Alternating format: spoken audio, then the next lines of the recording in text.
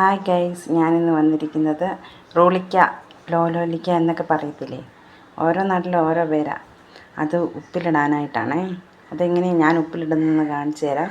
എൻ്റെ കുട്ടികൾക്ക് ഭയങ്കര ഇഷ്ടമാണ് ഇതും നെല്ലിക്കായും ഒക്കെ ഇങ്ങനെ ഉപ്പിലിടുന്നത്.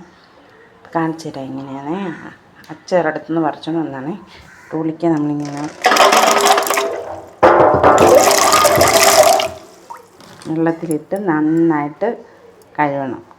കഴുകിക്കഴിഞ്ഞ് വെള്ളം മാലാനായിട്ട് ഈ കൊട്ടയിലെടുത്ത് വെക്കണം. നമുക്കെടുത്ത് വയ്ക്കാവേ. ഹലോ ഗൈസ്, ഇവിടെ റോളിക്ക വെള്ളം എല്ലാം വാർന്നിരിപ്പുണ്ട്. ഇനി നമുക്കത് പ്ലാസ്റ്റിക് പാത്രത്തിലോട്ടിടാവേ.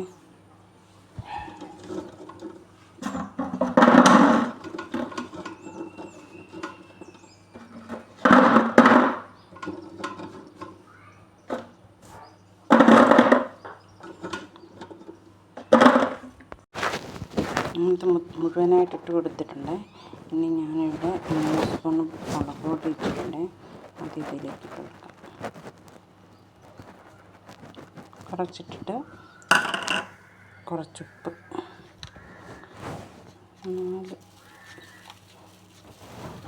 കുറച്ചുപ്പും കൂടി ഇട്ട് കൊടുക്കാം. എന്നിട്ട് തിളപ്പിച്ചാറിയ വെള്ളം ഒഴിക്കണം. നല്ല ചൂടൊഴിക്കില്ല, തിളപ്പിച്ചാറിയ വെള്ളം.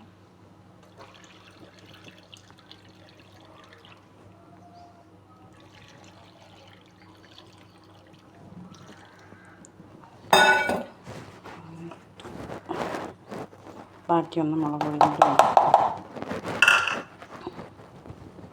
ഉപ്പും കൂടെ പുറത്തിടുക. അത് കഴിയുമ്പോൾ പാത്രം അടച്ചിട്ട് ഷേക്ക് ചെയ്യണേ.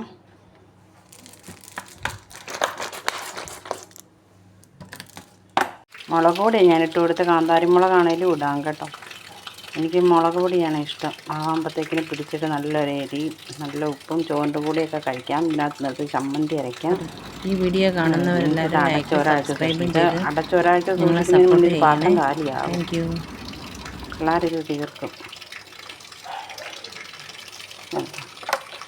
ഇങ്ങനെയാണ് സംഭവം കണ്ടോ.